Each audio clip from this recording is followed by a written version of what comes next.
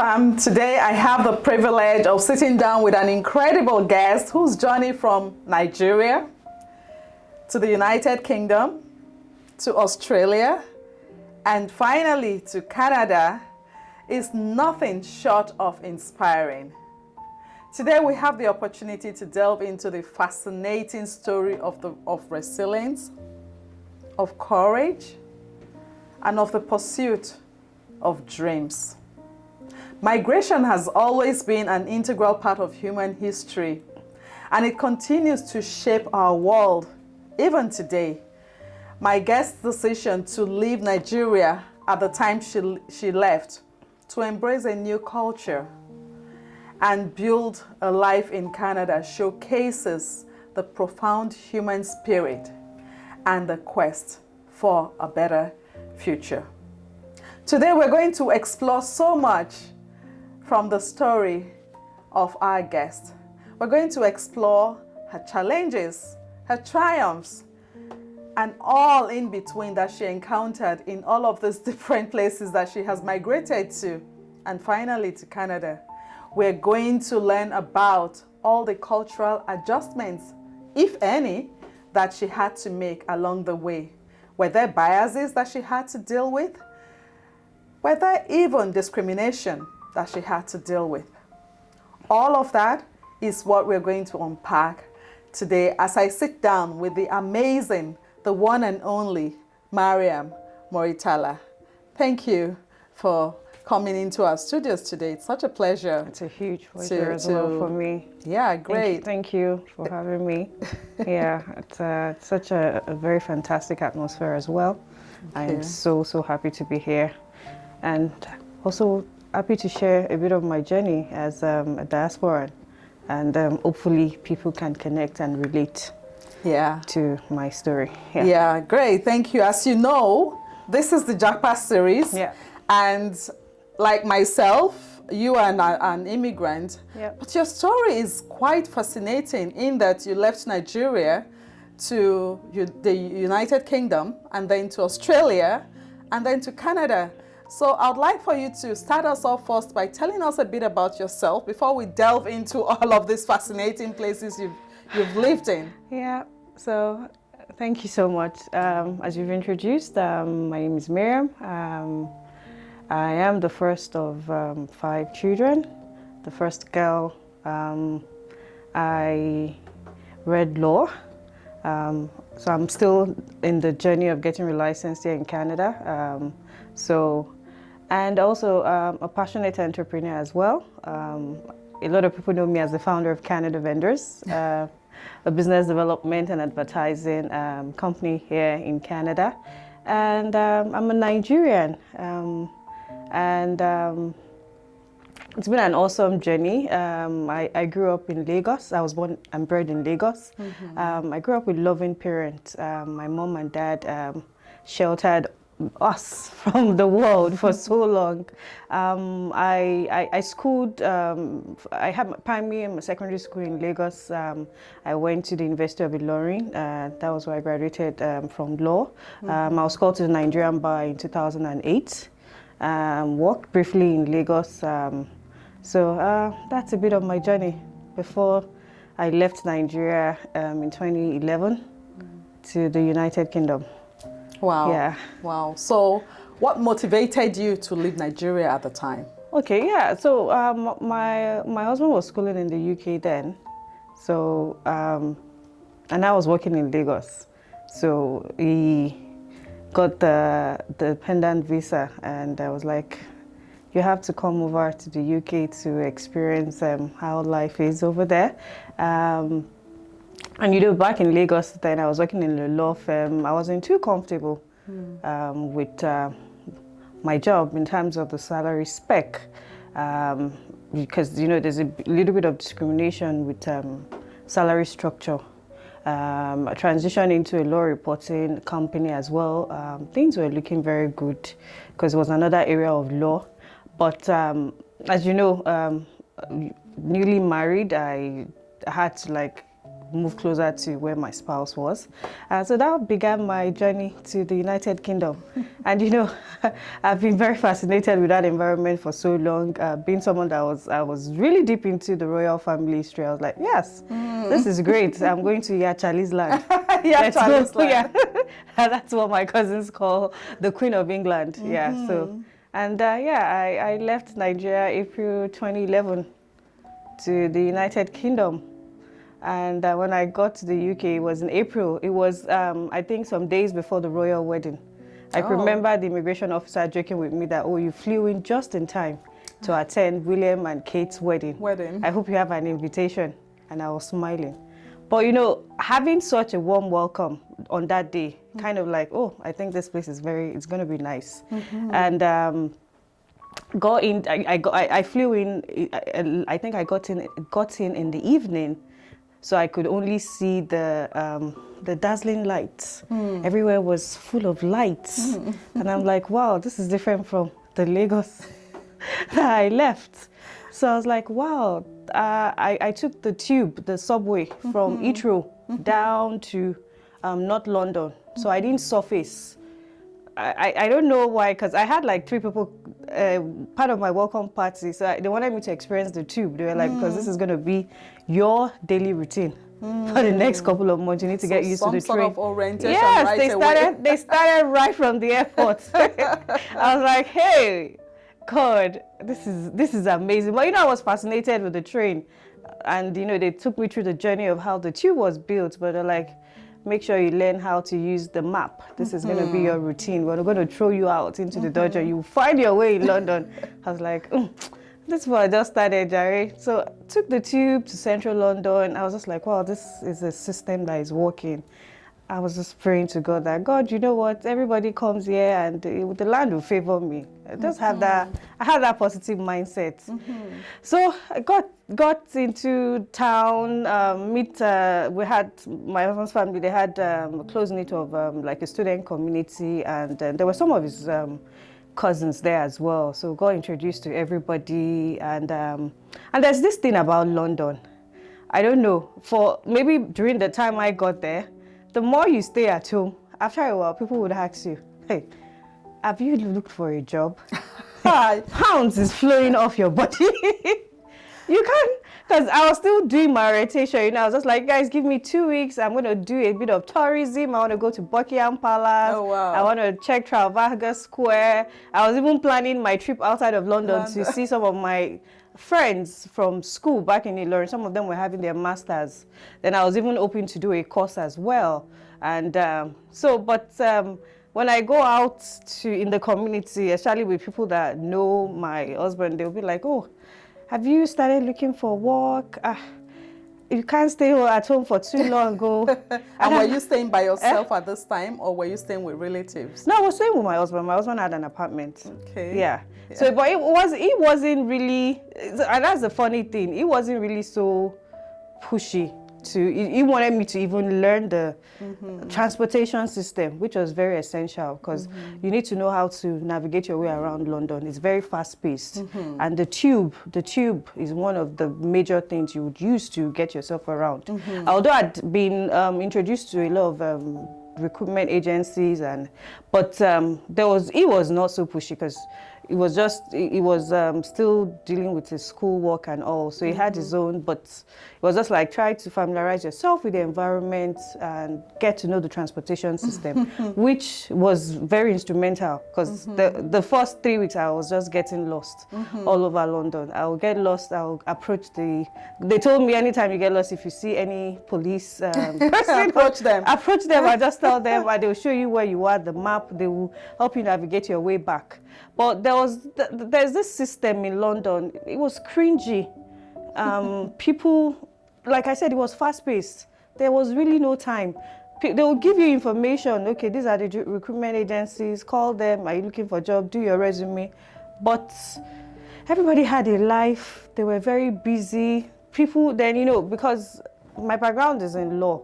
One of my very good in-laws was so kind enough to connect me with a law firm. I could remember in Central, was it Central or North London? Was a Nigerian lawyer. So they connected me with her. I think she was an old friend. They both went to law school together. So she told me I could come into the firm 3 times a week. She was a solicitor. So she was majorly in, I think, property.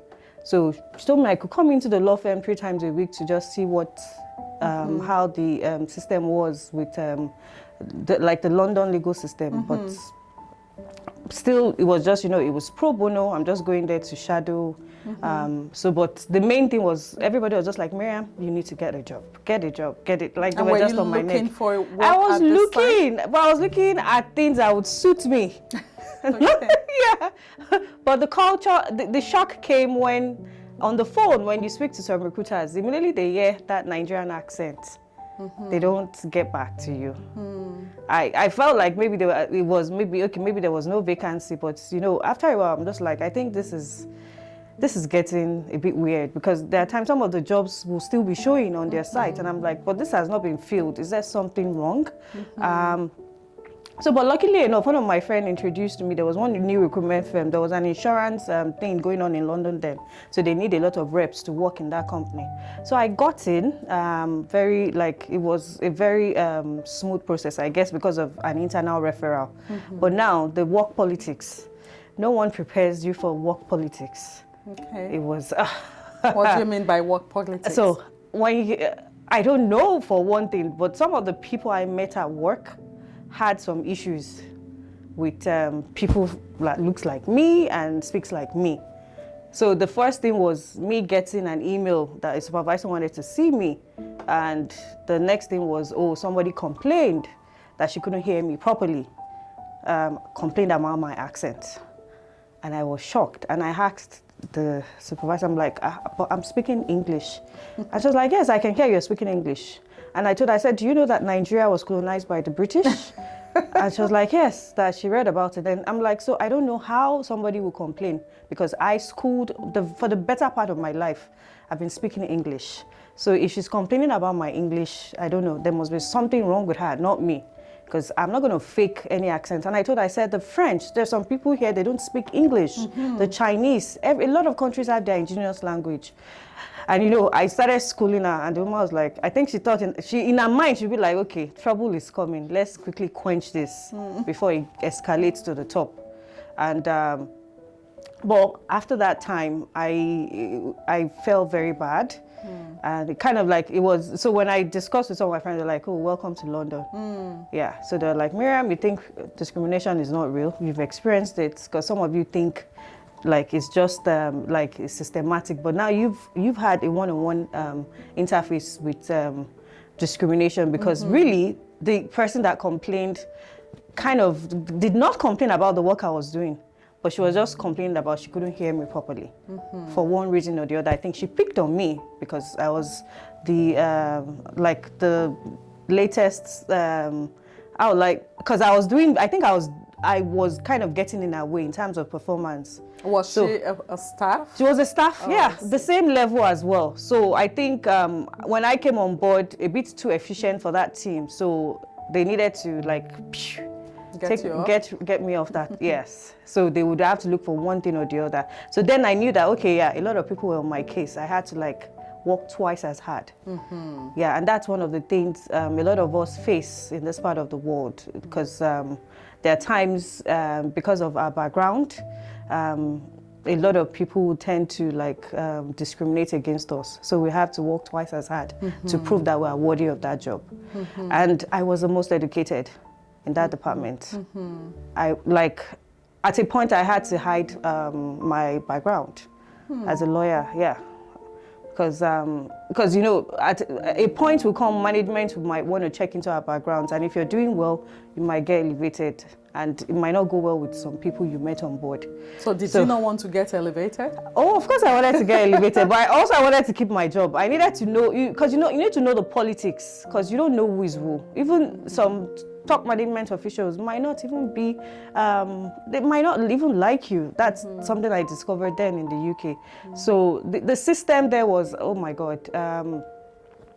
because it was fast-paced. There are a lot of my friends, oh my God, I usually laugh because they struggle. They wanted to mimic the British accent. And I told them, I said, if there's one accent in the world you don't want to even mimic, you will sound like a fool. And I know they were all struggling, they wanted to fit in. But for me, I was just like, is that they take me as I am? Or there's going to be issues here? So every day when I'm going to work, I pray. I pray, because you don't know what email will be coming. Like, you don't even know who is going to report you about something. So then another thing is that some of your work colleagues, if they notice you're very talented, you have potential, and you might, you have that opportunity to forge ahead, you want to be very careful as well. You don't want to, there's no friend at work. I learned that very early. You have to be very strategic. It's a political game. Yeah. If the majority is going towards A, just go with them. So that you're not left out. They don't see you as a foe, like maybe you want to be the one to be used by management to start checking in on the, yes. So just, yeah, a perfect word to use. So I quickly had to learn workplace politics. I think UK prepared me for my journey. And I always tell everybody, I said, if you can survive in the UK, you can survive in any part of the world. So how long did you stay in the UK? So the UK was 2.5, I think, was it? No, I think it was 3 years and some months. Okay. Yeah. So then we had to move to Australia because we got a partial scholarship with Colton University. So, your husband? Yeah, my husband. Okay. Yeah, he's an academic scholar. Okay. And he likes to travel, explore. So UK is close to Nigeria. During my time there, family would come. I had that luxury of seeing a lot of my family members, and yeah. But now Australia, I was like, oops, okay. If the adventurer in me was like, you know what, let's go. So we got into Australia, and the first thing I noticed was, well, the time zone was extremely, it's different. Like, different, yeah, the hours. So for the first 1 month, I was jet lagged. I could not fit in with the time zone. It was a struggle. It was a big struggle for me. But after a while, because Australia was even I had time on my hands, because I didn't, my work visa didn't, the work permit did not start until like 3 months later for me. Okay. Yeah. So I had that time to explore. They have very beautiful beaches there. So I was a tourist for like 3 months. I was just waking up and going to the beaches. Now, did your stay in the UK, did it prepare you for what you met in Australia? Absolutely. And there's something I left out in the UK experience, was because of the stigma that a lot of us went through. When I say a lot of us, my close circle of friends, it kind of like, I'm very I'm an entrepreneur from back home from Nigeria, but when I got to the UK, my entrepreneurial spirit increased. Because for one thing, I had that feeling I could lose my job. And so you wanted something to fall back on, that if in case anything happens. Also, I was looking for another job. But you know, with UK system, once you get to a particular, because I was doing something I loved. Yeah, like which was like an insurance representation, is it like customer representative? So there was an insurance issue that happened that had to do with people were sold wrong policies. So the government made a law to reverse it. So our job was to check files and call people that, do you know that you were sold this policy so time, and it was wrong. The government has issued a law, you have to be compensated. So most of the time we were investigating files, we were calling clients that bought the policies. So it was like, it was also closely related to law, because there were so many regulations attached. So I was enjoying what I was doing. Yeah, I really loved that. But I had that feeling, because of the workplace politics, that you might lose your job, that anything can happen. So now you talk about the fact that your love for entrepreneurship grew while you were in the UK. Yeah. Did you go into any kind of business while you were there? Oh, absolutely, because you know, UK is we call it the headquarters of fashion. Yeah, so we had all the top fashion industries. So now transitioning to Australia, How did that play out? Australia was mind-blowing, simply because they respected my degree. I remember the first job I got in Australia, being a graduate of law, kind of like set me apart at the interview level. Yeah, so and also UK experience, they value, because they love British in Australia. So I remember my first manager was British. So anytime we had some free time, we'd go memory lane about UK lifestyle and all that. So Australia was a system that rewarded my my background in Nigeria. Like, I remember my first interview, they were very particular about degrees. And, you know, the recruiter was talking about, oh, your law degree. Like, you have a law degree. They kept emphasizing, and I'm like, yes, I'm a graduate of law. And I'm like, if you want me to bring my certificate to the in-person interview, I would do that. And, you know, when I got into the interview center, it was an insurance company, so but dealing with pension. They had their insurance, investment, and pension. So they wanted to recruit me as a pension advisor. So it was one of the largest pension companies in Australia. I see. So yeah, I remember going for the interview. It was tough, but you know, having that background kind of like helped me, because we'll be going through a lot of regulations as well in the investment and pension industry. So, and coming from the UK, talking about my experience in the UK, because that was even why I got shortlisted in the first place. The resume from UK, my experience.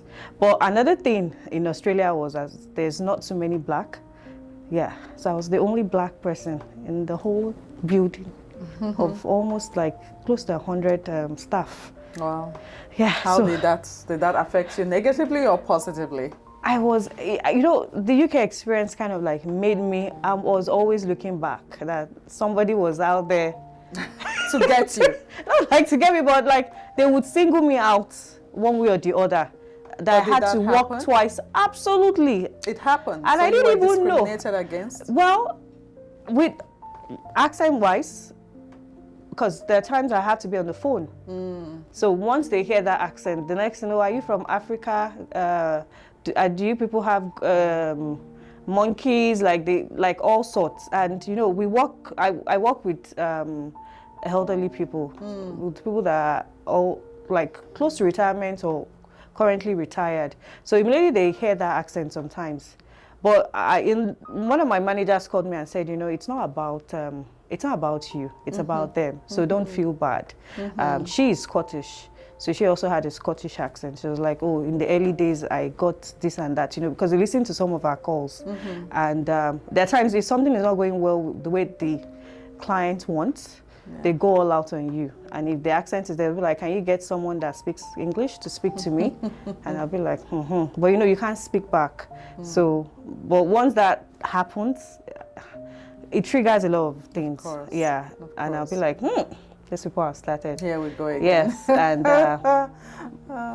but the consolation is when, because you know we have a quality department that checks our calls and some of the our interactions with clients. When my scores, when they send it back to my manager, and you know we usually have a one-on-one, and you know they'll be like, you're doing well, and they always reward us the best call experience for the month, and I won it thrice. And so those were kind of like the consolation period. But there are times, there are days at work I would, depending on the emotion, you know, sometimes I'm missing home and somebody would just insult me on the phone, I would cry. I would go into the washroom, I would cry. There are days I want to start my shift with prayers. I'm like, God, I'm in your hands today. Please don't bring any rude client my way. Like, you know, and there are times you also check back with what is happening at home. You see some of your colleagues progressing well, and you know, I know one of my I think it was a junior got elevated to a senior advocate, and I'm like, whoa. Then see some of your colleagues becoming magistrates. I'm like, if I had stayed back. Yeah, and then the next thing you pick a call and somebody will be like, can I speak to someone that speaks good English? And I'm like, God. If I had stayed back, I would have been a judge by now. So it was like, there are days things are going smoothly, and there are days it's not going smoothly. And it's not your fault. It's the system.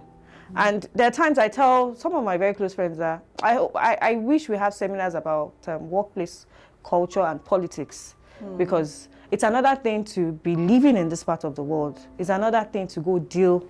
There's the family pressure, there's the work pressure. There are times it's too much. As a human being, there's so much you can take. Yeah, so much you can handle. And there are days I blank out. There are days I'll just call and I'm like, I'm not having it today. There are days migraines will just set in. Especially, you know, when you speak on the phone for long, and there are some calculations also behind some of the things I do apart from, as part of my job role, especially when it comes to investment. So there are days I'm not having it. Yeah. And so from Australia to Canada, Yep. So what was the reason? Yeah, so my husband had always wanted to be in North America. Yeah. Okay. So after, like, he had always wanted to be in North America. So it was just a matter of time. So we had a lot of my friends that also moved to Canada. So we already knew that, yeah, Canada was gonna be like the main destination after the journey. So after he finished his degree there, so it was just about time. Like, you know what, it's North America, here we come. So, and we had a lot of friends and family here. Australia there are days it's just you alone. It was too far, and I'm like, for how long? Going back home, you have to think twice. Right. Yeah, the journey is not. I think it took us 2 days. I can remember when we were leaving UK. It took us 2 days. The flight. Get to Australia. Yes, we had to stop. We had a stopover in Doha, and then we took a flight. I think it was like maybe 20-something odd hours to Perth. It was just too long. Wow. So, but North America had always been the destination. Yeah. So got to Canada. Canada was, oh my God. It was a fantastic experience, because the first week I came, it was very cold, but you know, there's something about when you land in a new country, you have your loved ones there ready to welcome you. Okay. Yeah. First time seeing a lot of blacks.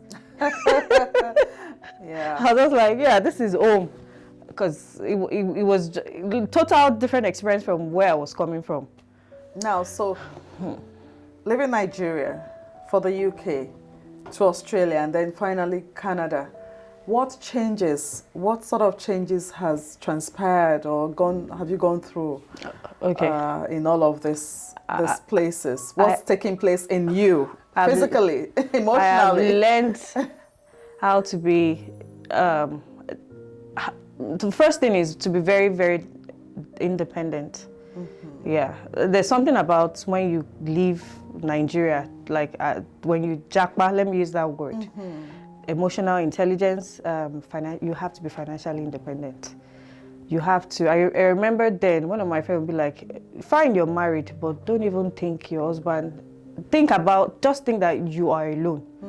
Don't think, you know, the lifestyle in Nigeria, whereby, oh, my husband will get this for me, they will buy this for me, I can get this. You have to learn how to depend on yourself. You have to learn how to believe in yourself. And you need to learn how to survive. And you need to learn how to think fast. I kind of matured when I got to this part of the world in terms of emotionally. Because like I said, back in Nigeria, you only move with people you know within your circles, maybe family, close friends. But in this part of the world, you're meeting different people on a daily basis. So I had to like rebirth myself. Let me just use that word. Particular journey or story that had a major impact on you through these journeys you take? That's all of these things you've itemized, your intelligence. Like, was there any story that actually brought all of this to bear? Well, I would let me see, maybe in the UK. Why? Because that was where I kind of had all different experiences. So in the UK, the pay grade system is quite it's very low. It was very low when I was there. I don't know if it's still the same right now. So if you pass through that system, it's either you have to graduate in the sense that you have to learn how to manage. Then there was a time, there was one ad on the TV then about insurance. Fine, I was working in the insurance sector, but the kind of insurance I was dealing with, but they were also always talking about life insurance. So, and they will be like, if you lose your loved ones, are you prepared? Are you financially secured? You need to secure yourself. Then every time that advert keeps going, and I'm like, okay, what is this all about? I read about it, I'm like, oh my God, something can happen to me or to my spouse. Am I prepared? How am I going to survive? So I remember then I called my husband, I was like, do you know that I don't know your ATM PIN?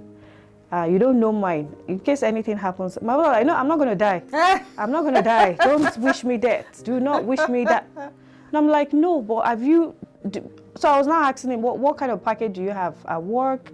What life? So I became very curious all of a sudden. Something just triggered in me that, oh my God, something can happen between the two of us. Like, you know, they always say that tomorrow is not promised. Right. Yeah. So I became extra, like cautious of how the system. So I now became someone asking all my friends, oh, Alpha, do you have a package? Do you have a life insurance package? Are you guys secured? Do you know your husband's ATM? If anything happens, probably to take all the money. Yeah. Then there was also another experience in the UK that happened to me. And I think a lot of people can learn from this. My identity was stolen. I was given a ticket, which I didn't know about, because I wasn't driving in the UK. I don't know, it would have been someone close to us that knew I wasn't driving. Wow. So they used my name to rack a driving offense or something. Wow. So I got a lot of ticket that was sent, but because I didn't know about it, so it had gotten to a stage I was summoned to appear in court. So when I saw a court letter, my mind, I can remember that day, I was just like, hey, God, there's another thing to wake up in the morning, try to go to work and survive. And then what is this? Court. So I now called. They were like, there's no way. I had to come to the court to prove myself that I didn't commit. I said, I don't drive. Who racked up tickets in my name?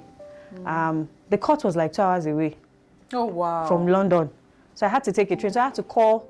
I think I even had no sick days left, so I had to take a day unpaid to travel outside of London to go to court.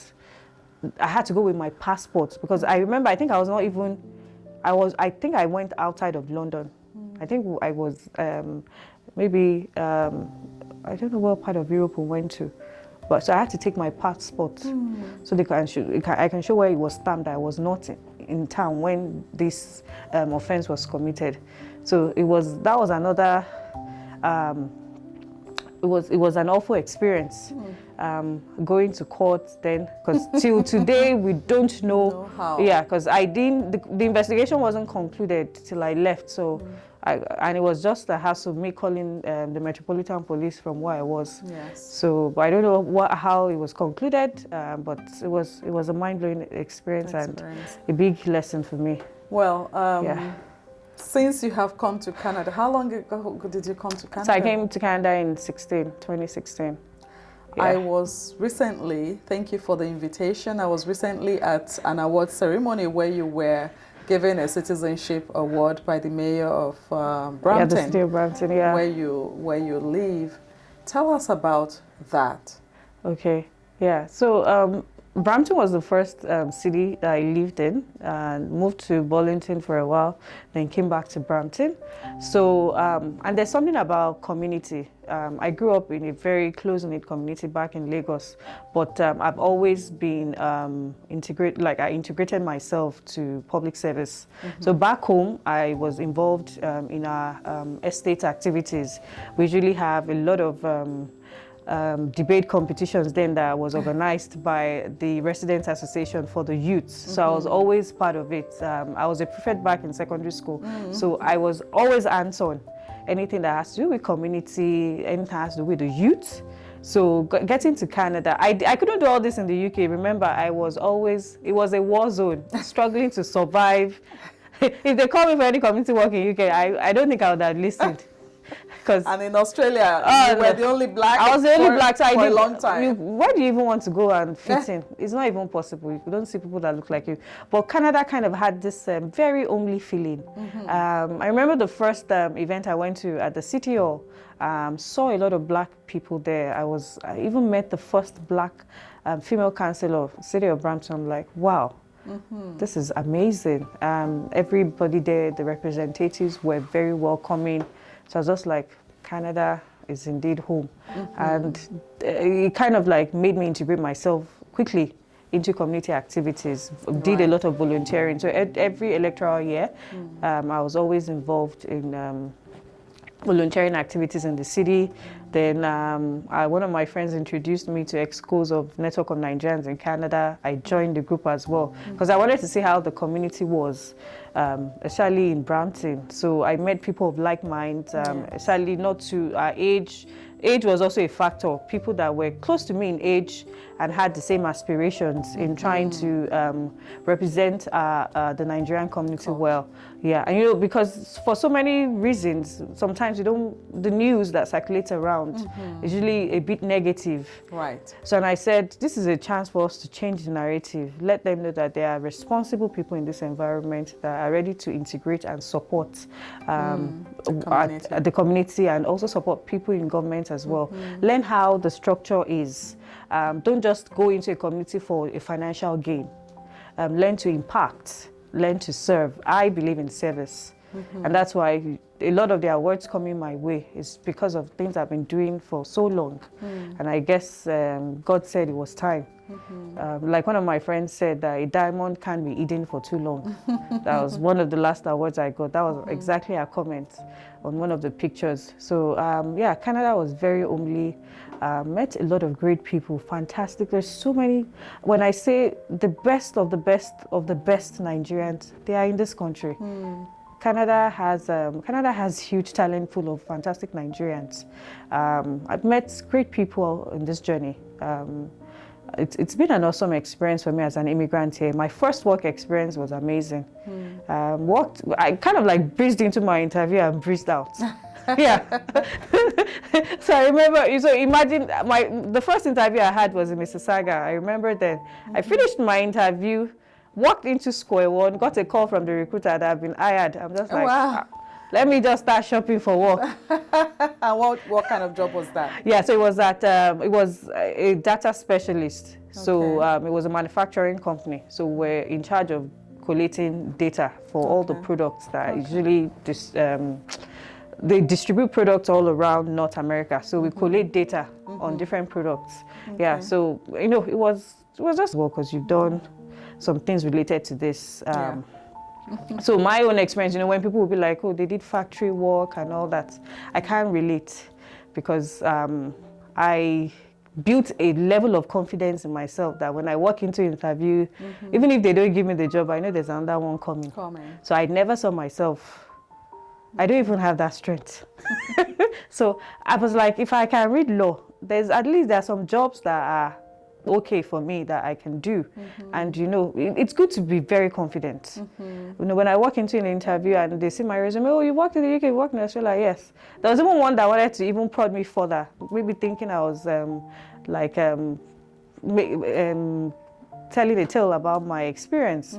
And I'm like, no. And I think they went on Google, searched the companies, and they were able to verify. So yeah, my work, the work experience in Canada was it was amazing. Like the first few years, but the more you elevate, the more challenges would come. So at that time, when I think the first or second year, I got my NCA's qualification thing going. So started doing the exams. Then met some fantastic people at work, which they were instrumental to me launching Canada Vendors. Yeah. And there's something about the work culture here. You would meet people that are way younger than you, and they know so much. Oh my God. All right. Yeah. And so did you experience that? Of course, right from the UK, at every job, when some of my colleagues mention their age, I'm like, my orgas have arrived. But the thing is, for me, I find joy in learning about their side of things, experience, because they're so experienced, and I guess it's the system. The younger ones. The younger ones, I love interacting with them because they have so much to share. There's nothing like pride, because I'm like, if they were not qualified, they won't be on that job. Right. And some of them would even be your immediate bosses as well. And so you need to learn how to put that Nigerian thing away, that age is just a number. That's one thing I've discovered in this part of the world. If you don't know, you don't know. When you meet those people that know that are younger than you, be ready to learn. And one of my jobs, Excel was a very key factor, because especially when you're collating data, I didn't have that advanced skills in Excel. Yes. And she had, and she was like, oh, Maryam, to scale in this job, you must get to this level in Excel. And I'm ready to teach you if you have that time. And I'm like, wow. Oh, absolutely. Because she was very good. So there was no pride in me. I'm like, I want to learn. I know, and we got talking, and she was like, oh, I see that you're very entrepreneurial. I saw what you were doing online. You had Canada vendors. Can I tell you some things you need to change? Your logo is not. Oh wow! Is not good. You're in Canada. Your colors should be white and red. Like, she kind of consulted. Fantastic. We're still friends till today. She's one of my best buddies. She was 10 years younger than me. Younger than you. What is Canada Vendors about? Okay, it's an advertising and business development platform.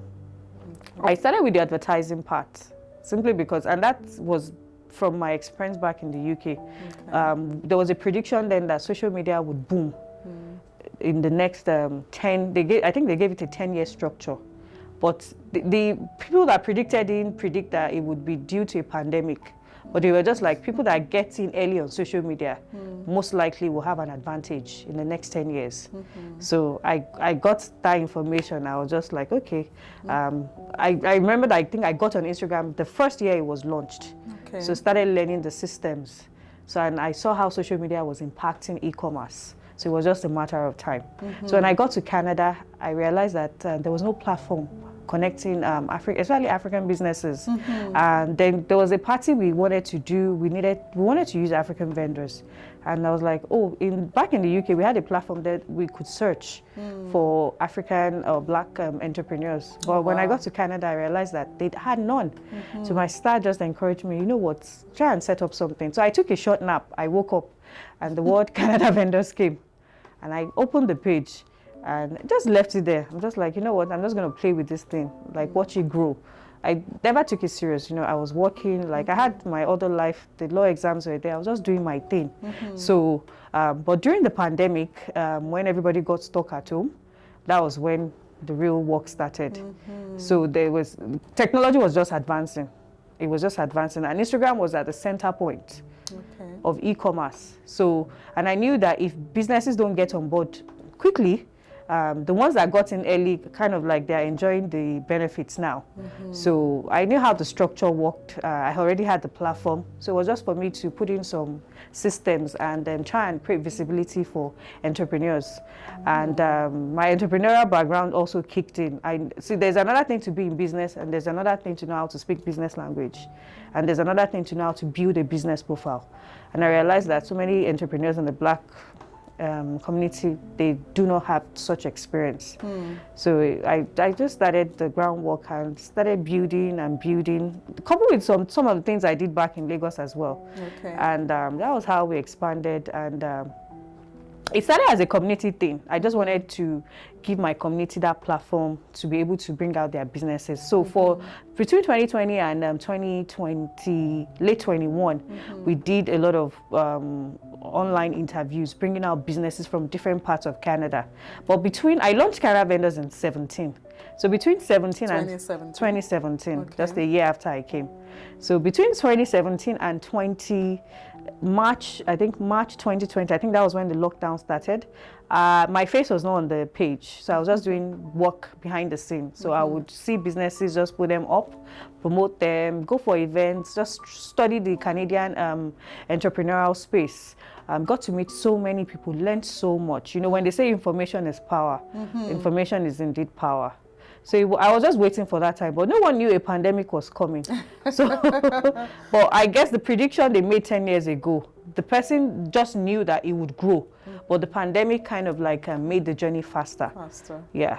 So yeah, and that was how Canada Ventures was just to serve the community, like get our community involved in a lot of events and also support our entrepreneurs. But it kind of like expanded as technology also expanded. So and here we are today. Wow. Yeah. So how has your experience, the whole sum of your experience, how has that shaped you into who you are today as an immigrant, as now a Canadian citizen who's been to different parts of the world? How has that shaped the person that you are today? Yeah, being an immigrant in diaspora, I grew up in the diaspora. I always tell people, like, what I was doing in Nigeria was just daddy and mommy. I was just a daddy and mommy's girl.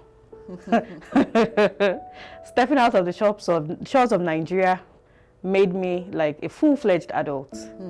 Because then you realize that you can't be calling your daddy and mommy to send you money all the time. And you have to be able to fend for yourself. Right. Yeah. Remember I told you that in the UK, it doesn't matter if you're married. You have to fend for yourself. You have to be very independent. Because anything can happen at any time. And that's when you know that maybe after the first month, people will be like, okay, is it? Then in the UK, it made me realize that it is a crime for you to stay one day without a job. I don't know how that system is built. I think it's the environment. Like I said, it was a bit cringy. Yeah, Canada. I got to meet a lot of people in Canada. They'll be like, oh my God, right now I'm studying. I don't think I can work. I can't do this. I can't do that. Canadians are more chilled. Oh my God. Yeah. So, but getting here to Canada, and I realized that really, you can be whoever you want to be. The system is ready to support you. Wow. Absolutely. So, many people in any part of the home country where you come from, whether it's Nigeria, Gambia, Zambia, wherever, they think people in diaspora are having it easy. They think life is easy. What are some of the peculiar challenges you will say, no, it's not easy? What challenges have you faced as an immigrant, whether in the UK, and in Australia, or in Canada?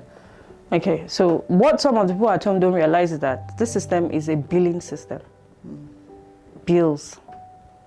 Some of the things we get away with back home, it's not possible here.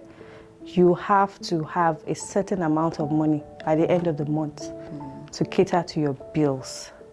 So we all know accommodation takes like 70% of the chunk of total earnings. Then we have different bills, phone bills, depending on the lifestyle you have. Someone recently said buying a clothes, investing in fashion items is now like VIP luxury, because right now in North America we are feeling the brunt of recession more than other parts of the world.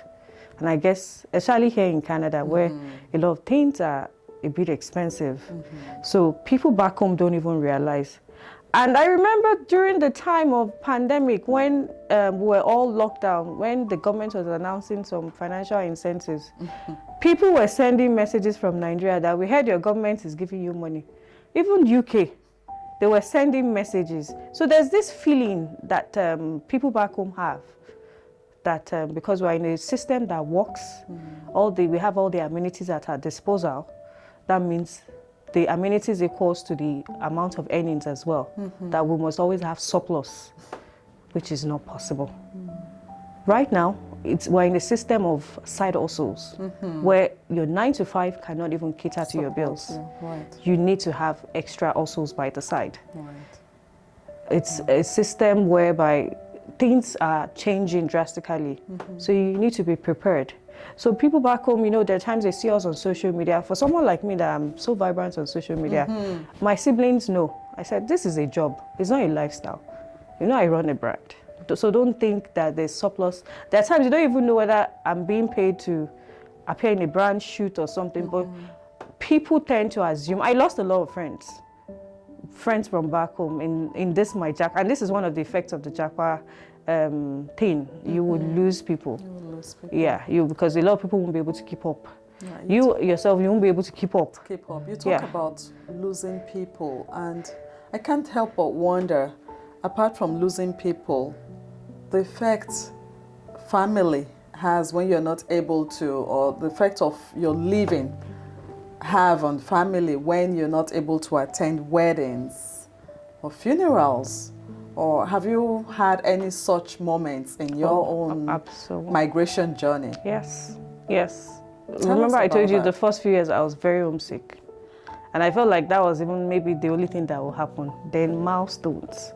When milestones, a lot of your siblings celebrating a particular thing, weddings, birth of a new baby in the family, weddings, like so many things.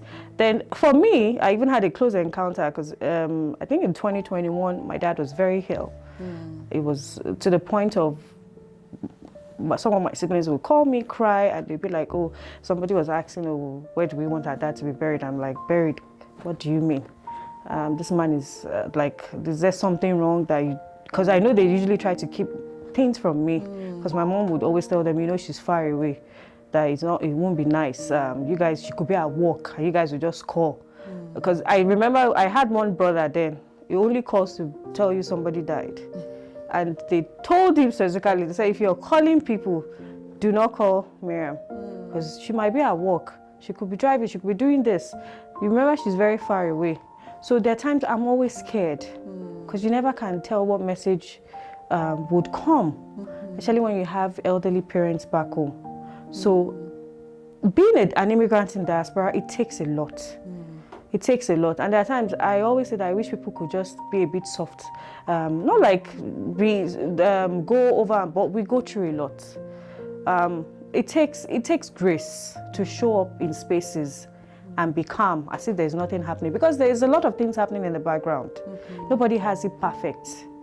And I think that was one of the reasons why I was involved in community. Because I don't want people to go through some of the stress or some of the experiences a lot of us have been through.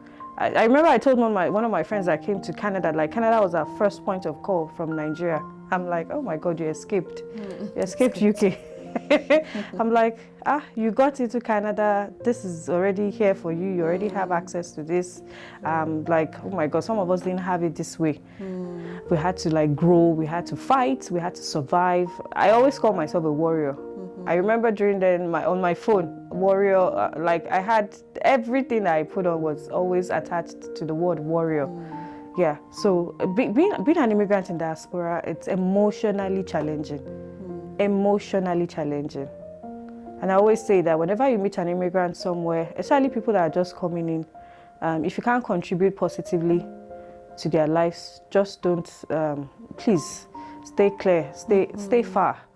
Yeah, it's very challenging, very, very challenging, because people have sacrificed a lot to get to where they are. They've left loved ones at home. Some people don't even know when they will go back, when they will see their loved ones.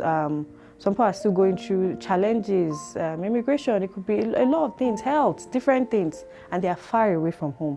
And recently you hear of cases of people dying in the house, and they are not discovered until some days later, and you wonder, don't they have friends, don't they have community, don't they have people checking in on them? A big shout out to one of my fantastic brothers here in Canada. My first driving proper was in Canada. I remember during winter, when it was very, very like terrible winters, and that was the first day I was driving. My brother would call me when I'm about to close from work, and we'll be on the phone till I drove down to the house. It will be on the phone for because a 45-minute drive during winter could end up in 2 hours. Right. Yeah, right. And it will stay with me on the phone. Shout out to Mohammed. Sure to make sure I'm okay. And when I get home, and I'll be like, how many people have this privilege? There's some people that check on me, because there are times my husband would not be around. They would call me and they would check on me. Are you okay? And I'll be like, wow. I'm grateful to God, but not everybody has the chance to experience this Yeah, and because of that, there's a group I have on WhatsApp where every week I usually do a check-in. I hope everybody is okay. Then there are times I'll put a prayer that may God console people going through hard times. Because recently I know two close friends that lost loved ones here in diaspora, and they won't be able to go home to even comfort their parent or grieve the way, so there's a lot that goes on being an immigrant here in diaspora. It's very challenging. You were about to shout out to who? Yeah, one of my brother that checks in on me during snow days. Yeah, go ahead, go for it. Yeah, he's the founder of Mohammed Homes. Yeah, okay. So shout out to him. It meant a lot to me, because there are days I would cry. I'd be like, God, oh my God, that, the first experience with snow, and you're trying to drive, the snow is taking the wheels from me. I'm like, oh my God, is this the end? So, and to have somebody on the phone cheering you on, that you can do it, take it easy, drive slow, don't worry, don't speed, kind of prepared me to drive in the snow. Very emotional for me to have someone always there. Once he lets me know the weather. That's another thing. I'm not they always want me to check the weather apps, but I'll be like, God can change anything at any time. But I'll just get that message. She'll be like, okay, do you know that today is going to be minus what? Oh my God. And it'll be like, if you know you can't drive, take Uber, but if you want to drive, I'll call you. And because I'll be like, what's the point of having that car, not being able to? And somebody was like, if you don't drive in the snow, you've not graduated. Oh dear. Yeah. Yes. Wow. Yeah. Thank you so much, Maryam. Yeah. As I hear your story, you've gone through UK, Australia, Canada, and there's so much of resilience through all of this, in spite of the different obstacles that you might have faced along the way. What advice would you give to somebody who's listening to you, who wants to japa from Nigeria? What advice would you say, or would you give to them?